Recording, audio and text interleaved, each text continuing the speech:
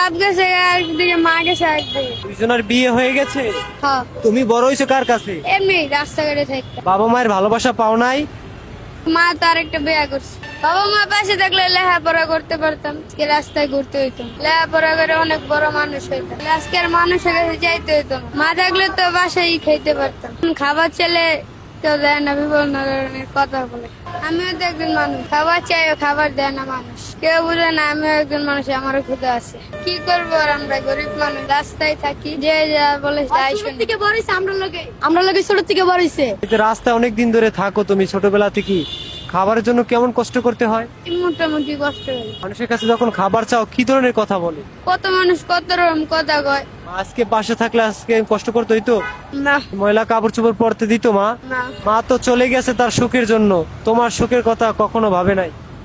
না। তোমার নাম কি? সায়েম, গ্রাম কোথায়? সিলেট, গ্রামের নাম? সুনামগঞ্জ, নস্কেলি।